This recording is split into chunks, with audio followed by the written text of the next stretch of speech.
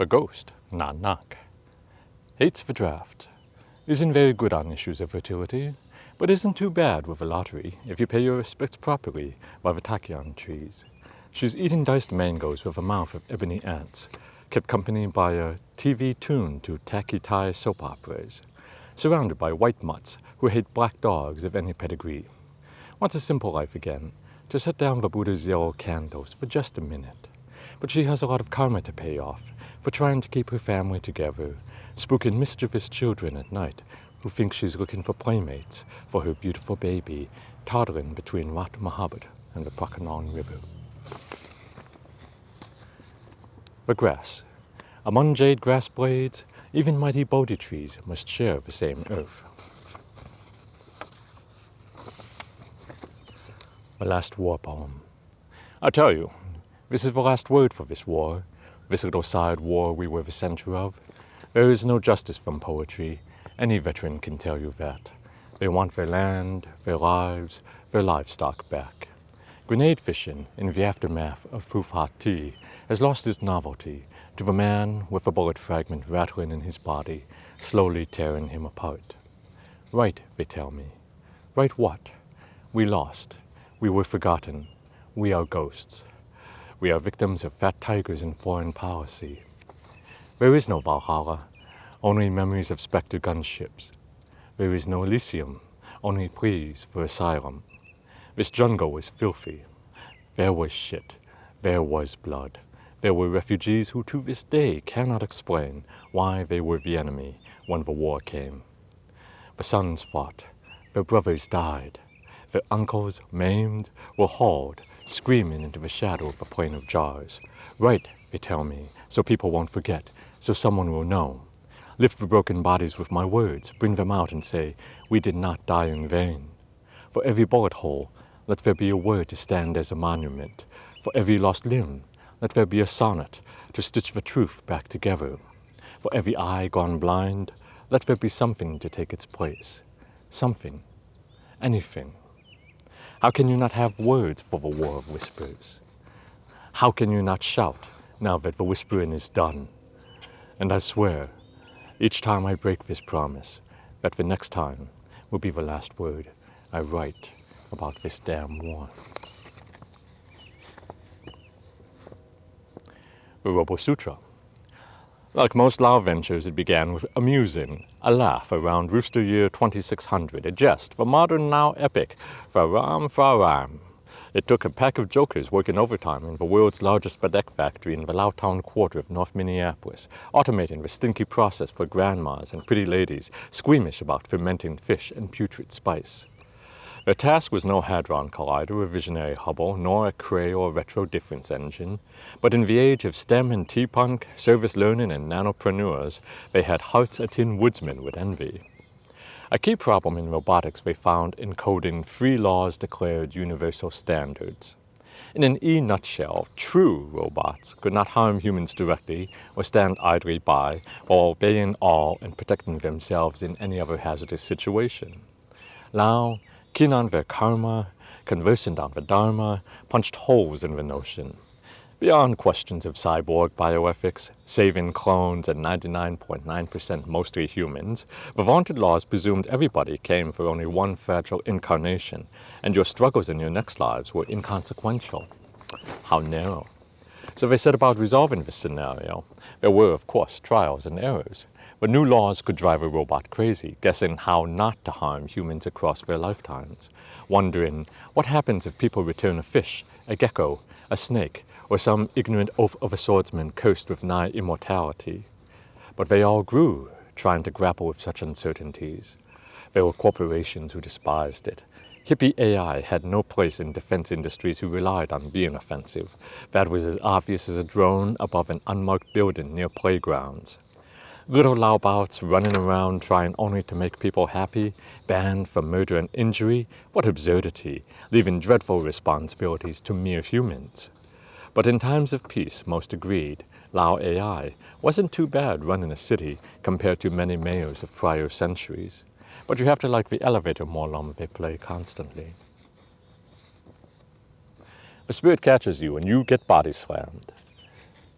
I came to Missoula to ask him about the inner workings of Uanen, to understand the symbolic significance of split horns and spirit horses who trace their noble smoky path to tones of an auspicious moon above auspicious ancient chin.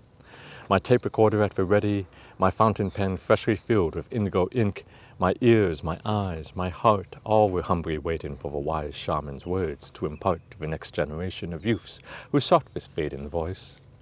He spoke, and my interpreter said, "Who's your favorite wrestler?" I wasn't certain I'd heard properly. "Grandpa wants to know who your favorite wrestler is." My interpreter turned back to the shaman, speaking Hmong. Rising with a stately elder's grace, the shaman confidently said, "Randy, macho man savage," and struck a macho pose. Smiling, he then offered me a cup of hot coffee. I was too stunned to say anything more for the rest of the afternoon. Years later, I still have dreams of shining Shiyi, smashing writhing demons into blue turnbuckles, watching next to 100 smiling shamans in the audience. The Tuk Tuk Diaries, Part 1. Roar, sputtering vroom, take a hard turn at 60 with a glittering beep-beep down a street of mutts and Roman butts. Smoking flesh, beer splashing, cash flashing just below laced level. Take a ride, Falan, and see what a handful of bot and some bargaining gets you by the time that you come to a stop in Bangkok, the city of insomniac angels. Just be sure to watch your luggage at all times. 2. Khao San Road is canned chaos, an eternal Friday of wolf whistles and smoke. Even at noon, you could fall into a raving patch of midnight during a full moon just by stepping into the raw noodle shop. You can buy crispy critters for a steal or prop up an Aka village for a day for the price of a silver bangle during the down season. The music comes at you like a stranger knocking on your door. Beware of souls trying to make money off of backpacking cheapskates here, weekend of weeds, bad funk and second-hand dreams. They've seen your kind before and can strip your wallet before you finish your first swallow of a street. At least you can get funny t-shirts here, but they shrink. Catch tuk-tuk to doorstep and you can see giant golden chitty and tremendous ancient bells. Fire a cheap crossbow just past the Naga's stony mouth and sing your songs of heartbreak to the rain using a karaoke machine among the food stalls. It's beautiful, I hear a henna-haired tourist gush. Her guide, a young boy with a ghastly scorpion tattoo, wants to tell her, "Take me home with you," but doesn't have the words and just says, "Where would you like to go to next?" Trying not to rush her, hoping she doesn't decide to stay here forever instead. In Laos, there's an army of tuk-tuks at the Talat Sao waiting for the right word to go. They slumber, tiny blue dragons, with wheels for eyes and wide mouths for grinning passengers who never seem to come. There aren't many places to go besides home, Bavat and the market, and glancing next door at those raucous streets of Hollow, it may be just as well. Thread between stone. Those old Greeks, they punctured time with their stories, stitching century to century, and I did not see this until 3 a.m. naturally. I was raised on their tales, pebble by pebble, like Aesop's thirsty fox, a scholar in the wake of semiotics and systems theory, so irrelevant when children were master snipers for secret wars on the Plain of Jars and Afghan mountains, times when the only teachers that mattered in Kosovo were mercenaries. If you stare at the labyrinth long enough, you'll see arrogant Arachne's thread used secretly by Gordius until ambitious Alexander cut that silly knot in two with a sword as sharp as Occam's.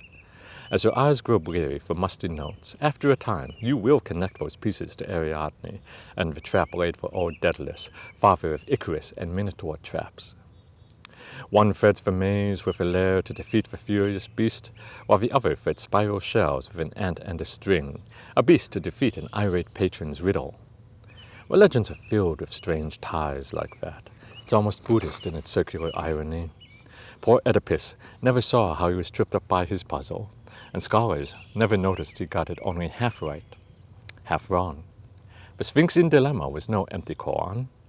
What has 4 legs at morning, 2 at noon, and 3 at sunset? What is weakest when it has the most support? Man, the children chirp.